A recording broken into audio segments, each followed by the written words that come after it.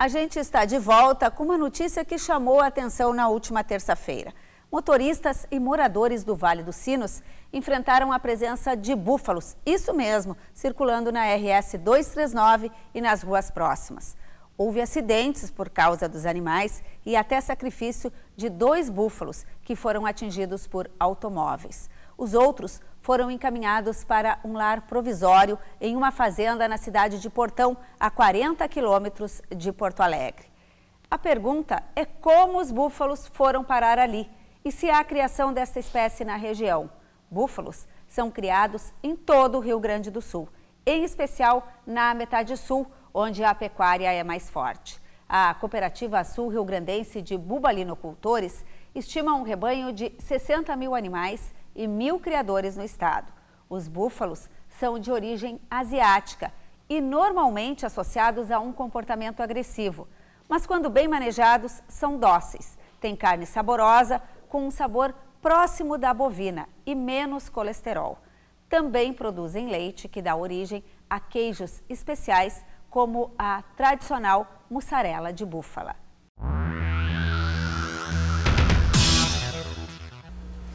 Agora a gente fala da previsão do tempo com a Karine Flores. Karine, logo mais a gente vai exibir uma reportagem sobre o Jardim Botânico aqui de Porto Alegre. E este é o domingo do Dia dos Pais. Eu gostaria de te fazer uma pergunta. Vai ser possível levar os pais para passear no Jardim Botânico? Bom dia. Bom dia, Lizemara. Bom dia a todos. O domingo, dia dos Pais, vai ser de tempo seco e quente em todo o Rio Grande do Sul. Para quem se encantar com a reportagem de logo mais e decidir ir até o Jardim Botânico, vai ter um lindo dia para passear. E não apenas no domingo. Estes dias secos e de temperaturas elevadas que têm agradado a população, principalmente aos produtores que foram prejudicados pelo excesso de chuvas, vai permanecer até terça-feira. A partir dessa data, os termômetros baixam, mas sem chance de instabilidades, com exceção da campanha, que pode ser atingida por alguma pancada rápida e sem grandes acumulados. A chuva retorna apenas a partir de quinta-feira, e aí vai permanecer. Karine, eu sempre te pergunto do frio, hoje eu vou te perguntar do calor. Esse calor não é normal para essa época do ano, as pessoas ficam perguntando cadê o inverno, por que está acontecendo isso? Verdade, tanto que a pergunta fica até estranha de ser feita no inverno, mas realmente estamos vivendo dias muito quentes. E assim como o excesso de chuvas que vivenciamos em julho, todo esse calor é provocado pelo mesmo motivo, o El Niño. Esse fenômeno potencializa os ventos que estão em altos níveis na atmosfera. E é isso que está acontecendo agora. Estamos sofrendo a influência de ventos do quadrante norte, ou seja, trata-se de um ar quente que vem da região norte do país e eleva as temperaturas. Então, é calor mesmo. Vou ter que largar meu casaco, a sombrinha já deixei de lado por uns dias e agora é a hora de deixar o casaco, então. Exatamente. Okay, obrigada, Karine. Bom final de semana. Obrigada.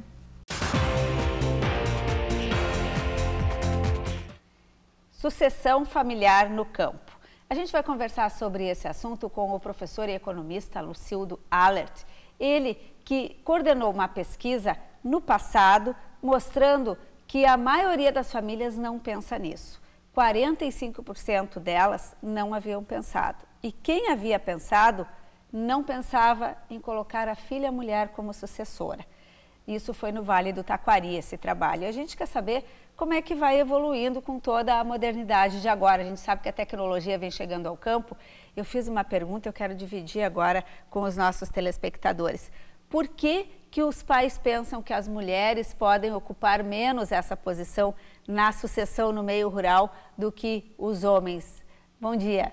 Bom dia, Lizemara. Bom dia aos telespectadores. Bom, essa é uma questão, eu diria assim, que é uma questão cultural. Eu começaria até colocando o seguinte, muitas vezes eu assisto reuniões, aí se diz assim, os senhores concordam com isso, mas tem um monte de mulheres sentadas na plateia e elas não são lembradas. Então, de forma inconsciente, eu diria que os produtores imaginam que o melhor é um homem assumir o comando de uma propriedade. Isso até era uma questão, vamos dizer assim, há tempos atrás, era compreensível, porque o trabalho era mais braçal, quer dizer, exigia mais esforço físico.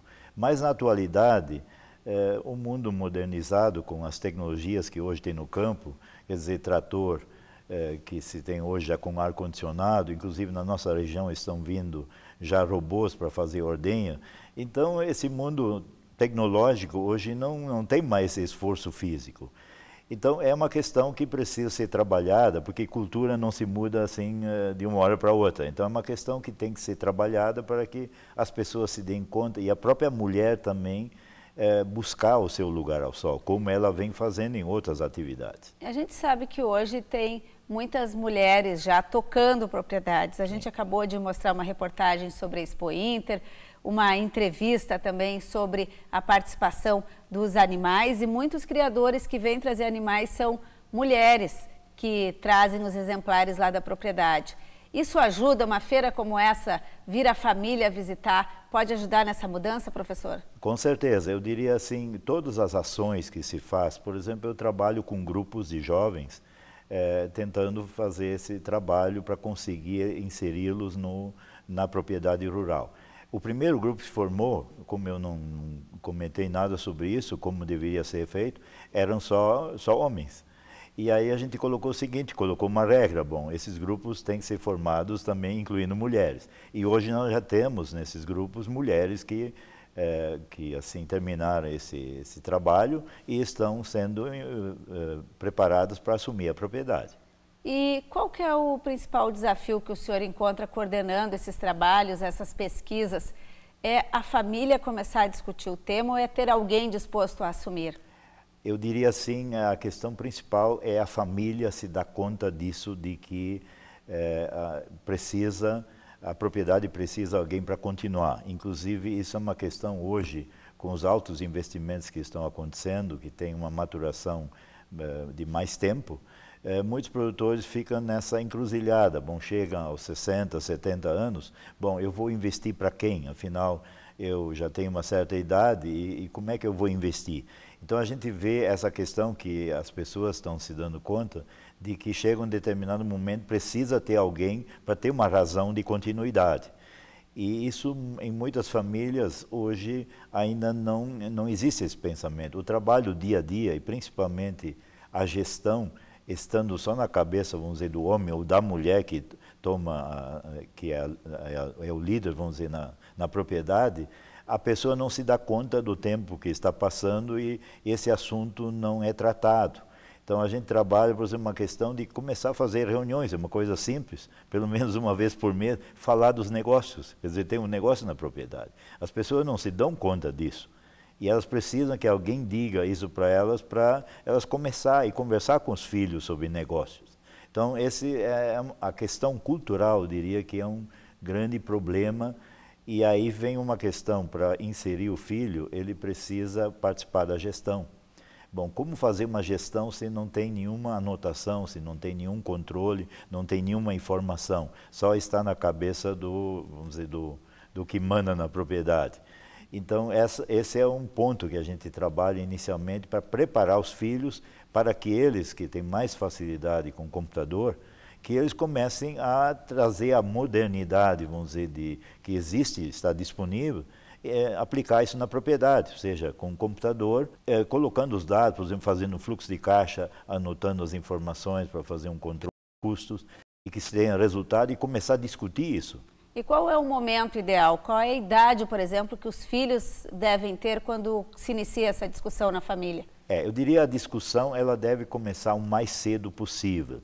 Quer dizer, de fazer os filhos participarem. Hoje se discute, o filho não pode trabalhar quando não tem menos de 16 anos. Não é um fato de trabalhar, mas de participar, conhecer essa atividade. Hoje nós temos a formação de atrizes e atores que começa lá na criança. Quer dizer, isso, então eles vão participando, vão fazendo alguma coisa e vão se tornando grandes artistas depois. Isso nós precisamos de artistas no meio rural. A gente vai mostrar um depoimento que a nossa colega Flávia Polo coletou numa propriedade lá em Nova Petrópolis, de crianças, dizendo que querem seguir a atividade do pai e do avô, bem pequenos, mas eles gostam de estar com os animais e no convívio. A gente só vai reproduzir para dar uma ideia disso que o senhor está falando. Isso aí.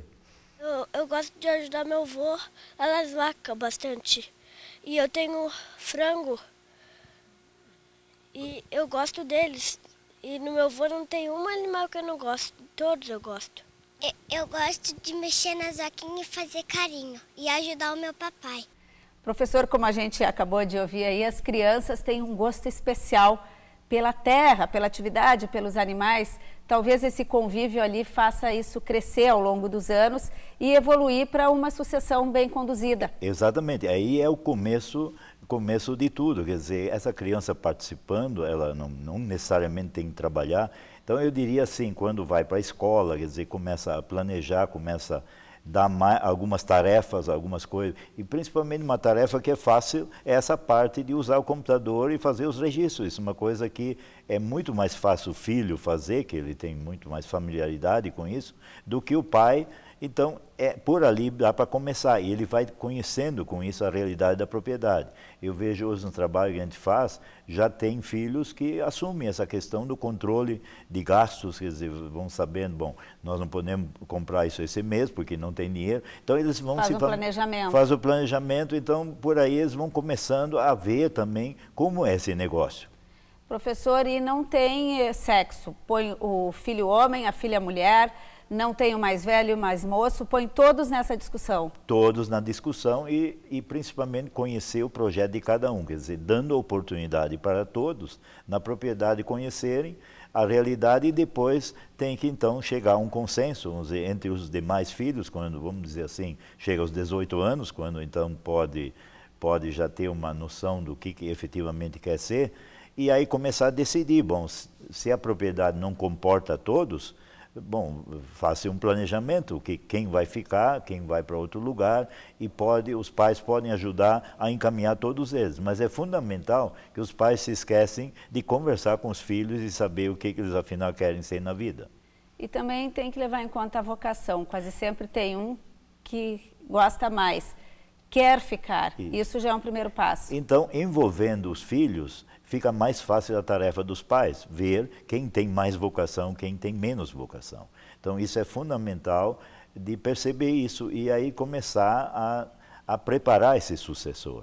Quer dizer, a dar mais tarefas, delegar coisas, ele começar a assumir. Por exemplo, o pessoal tem várias atividades, então hoje eu vejo que algumas propriedades, por exemplo, o filho assume a parte da agricultura, da parte da avicultura, é com o filho, quer dizer, ele que cuida das coisas que tem que ser feitas. Então é uma forma de distribuir essas tarefas, fica mais fácil, e a gente vê também o seguinte, os pais muitas vezes esquecem que eles são seres vivos e que eles deveriam também viver um pouco a vida. Então eles ficam tão atrelados à atividade que passa o tempo deles e quando é que querem viajar, inclusive a gente coloca em algum material assim, tem que pescar, tem que viajar, e se não envolver o filho e não tiver essa possibilidade, você vai estar trabalhando até o dia da morte. Será que é isso que se quer? Não é o que nós queremos. Não. E vamos estabelecer uma relação de confiança familiar e fazer o encaminhamento dessa sucessão. Muito obrigada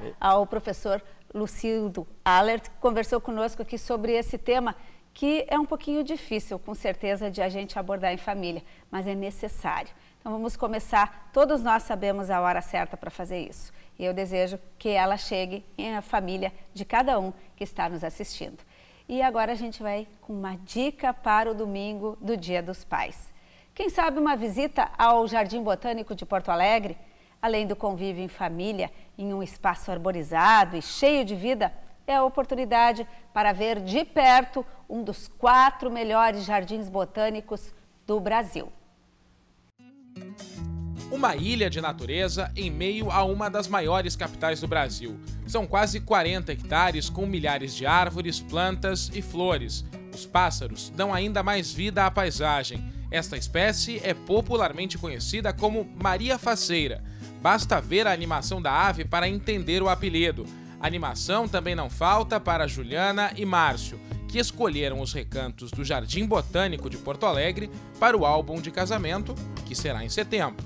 A gente escolheu por ele ser um pouco mais fechado, nosso fotógrafo também indicou, e pela natureza que ele tem, né? Por ser um lugar lindo, maravilhoso. Mas o que os noivos não sabiam é que estão em um dos 4 melhores jardins botânicos do Brasil. Recentemente, as áreas de Porto Alegre e do Distrito Federal foram classificadas com o conceito A e equiparadas às do Rio de Janeiro e de São Paulo. Não sabia, fiquei extremamente surpresa de saber disso e feliz por a gente ter escolhido um dos lugares mais bonitos que a gente tem no país. O novo patamar do Jardim Botânico Gaúcho é resultado do trabalho de pesquisa, preservação de espécies e de educação ambiental desenvolvido no local. A gente trabalha com a conservação da biodiversidade regional, né? No nosso caso aqui do estado do Rio Grande do Sul. A gente faz a conservação dessas espécies aqui dentro do Jardim Botânico, né? Com essas espécies plantadas aqui, para vários motivos. Assim, um deles é que elas são preservadas vivas aqui para a conservação e para a educação ambiental e para a pesquisa. Mais de 800 espécies vegetais estão em extinção no Rio Grande do Sul, segundo a lista oficial do ano passado. Mas aqui no Jardim Botânico são preservadas aproximadamente 200 delas, como, por exemplo, os butiazeiros, árvores típicas da região de Porto Alegre. A coleção de cactos típicos da vegetação do estado tem mais de 70 espécies, quase todas estão ameaçadas. Alguns são preservados aqui há mais de 30 anos, e esta é apenas uma das 18 coleções de vegetais. É beleza para encher os olhos ou para registrar. Cássio vem todas as semanas, tem como passatempo fotografar cada recanto do Jardim Botânico. A gente tem aqui a possibilidade de a cada final de semana ficar num local específico.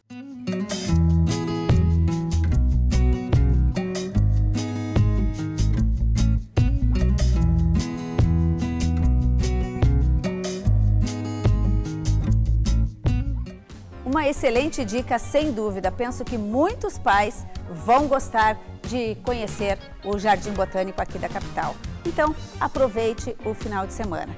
Na semana que vem, seguimos falando de Expo Inter aqui no AgroBand. Feliz Dia dos Pais!